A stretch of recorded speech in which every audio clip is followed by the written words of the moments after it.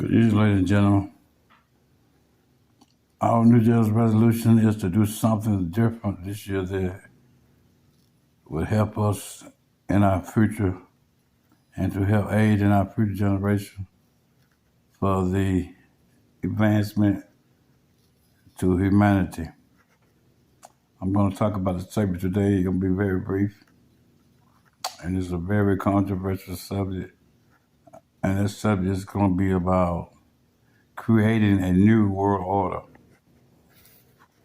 As you can see that the government has very little empathy for our existence. I really was very much perplexed at the time the government went on vacation, at the time those people being evicted. And as great hardship that we had going on, unemployment high, COVID virus, and all other things going on, the government went on vacation and were living lavishly while people were suffering. People being evicted out of their houses and with no money to pay the bills, and people eating out trash cans and living in pasteboard boxes and living in their cars, and the government was living lavishly on vacation. There is something wrong with that. We elect politicians to go and vote for us, so they're supposed to be the voice of the people that can't speak for themselves. But it's in reversal. The government exploit the little people, the one that's poor, the working class people, and give all the rich people the tax breaks and create programs and systems that's to the advancement of the rich people. The rich get richer and the poor get poor. I'm telling you, its time is up. The Bible said in the last days, the bottom where shall come to the top. We must create a dialogue in which we can be able to funnel the money from the rich and the ones that are very, very wealthy, that have no empathy for the poor, funnel that money and give it back to the wise and people that live in an impoverished environment. We must create a new world order, giving the power back to the people. So as you can see, the government take our taxpayer money and give it to other countries and invest nothing in the infrastructure of our society. You can see right now, we got police brutality, systemic racism, police brutality, and things at which we could invest our money in to make a better America, because we have a civil war right here in the United States. But we choose to give our money to other countries without any response or remorse for how they leave in America.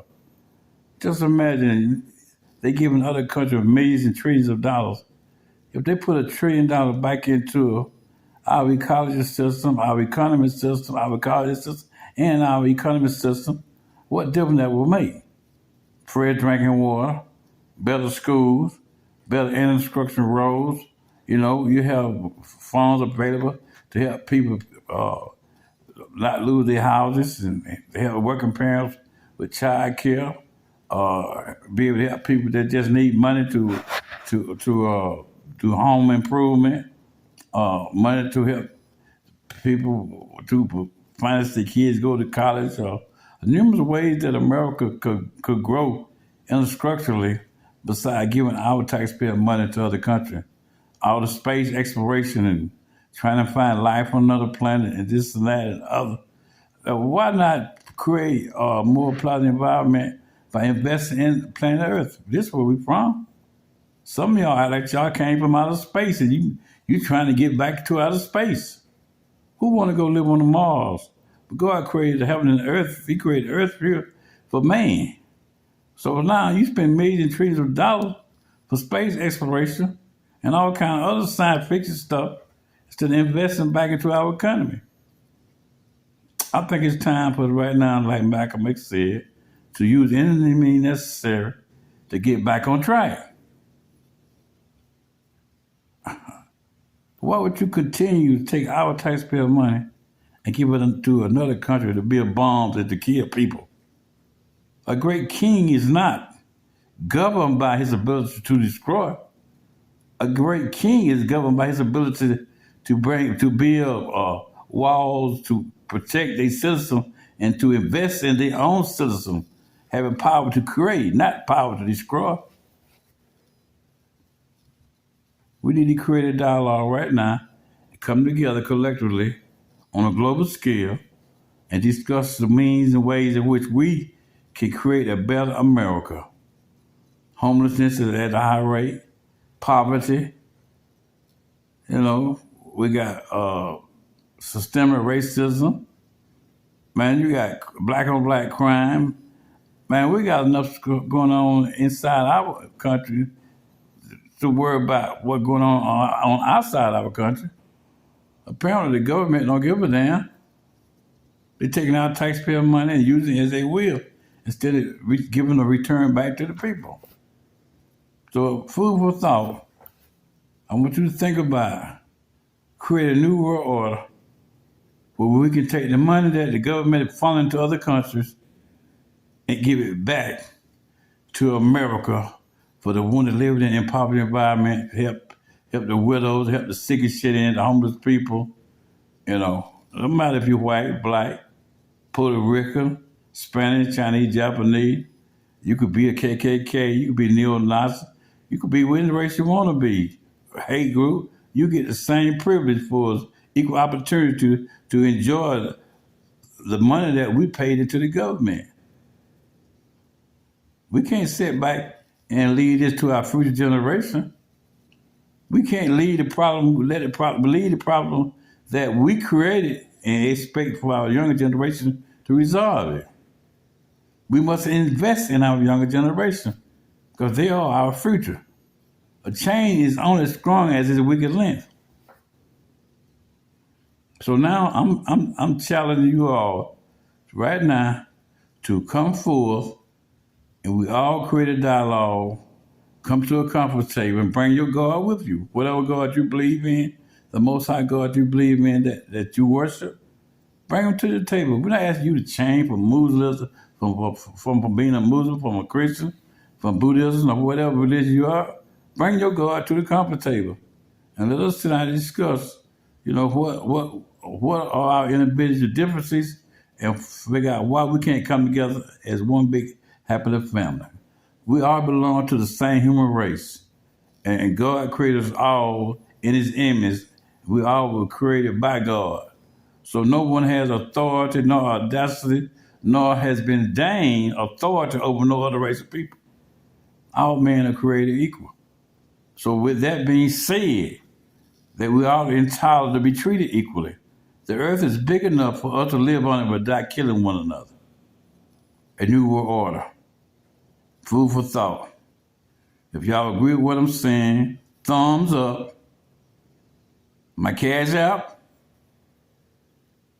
$7766X. If you agree with what I'm saying, send me a donation. I'm putting together a program right now so that we can all come together as one and voice our opinion.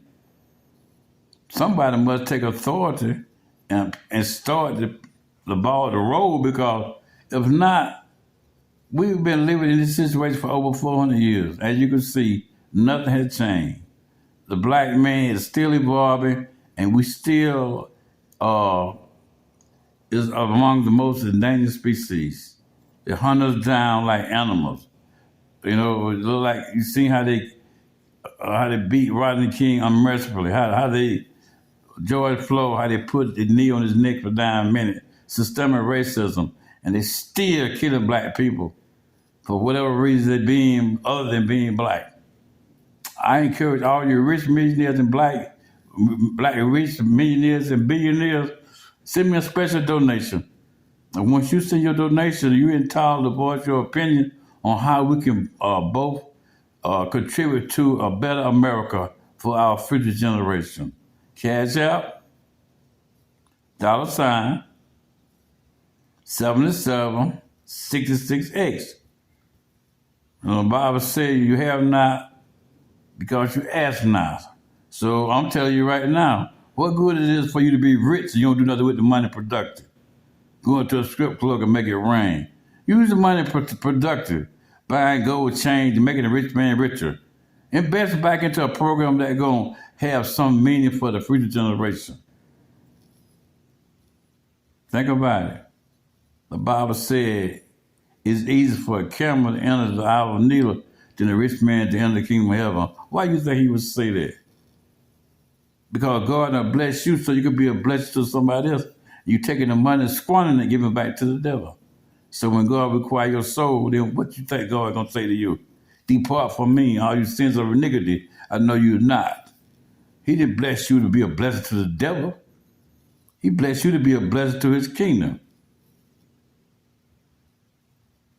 Think about it. The spirit of reciprocity. When you give, you invest in your future. The money never really leaves you. It's being invested in your future to come back and give you a return. Much is given, much is required. All right. All you rich people out there with all that damn money, send me a donation now.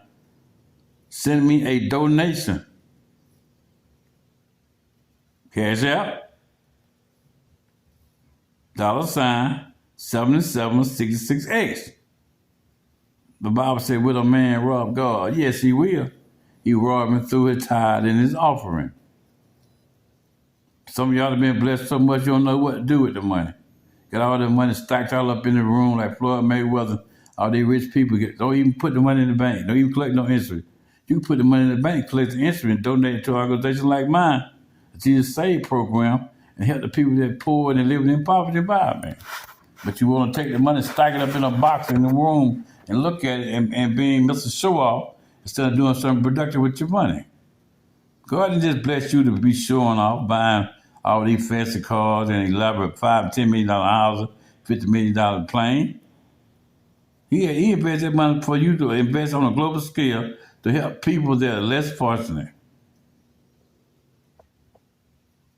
That's why God called a rich man a fool. He taking all this money, buying a gold necklace, and not doing nothing productive with it. He don't know. He don't even realize that same night God might require his soul. Then what you gonna do with the money? It'll be left for another person to do the same thing you doing with it. The money will lead to your own demise and lead you to eternal damnation and hell. You got a chance right now to do stuff for God. When Jesus Christ asked Thomas, one of the disciples, said, "Do you love me?" He said, "Yes, Lord." He asked him 3 times. He said, "Yes, Lord," 3 times. He told Doubting Thomas, "If you love me, then when I'm gone, feed my sheep." So if you love God, then why you won't feed his sheep? You see people sleeping in the streets. You see people all up on the bridge.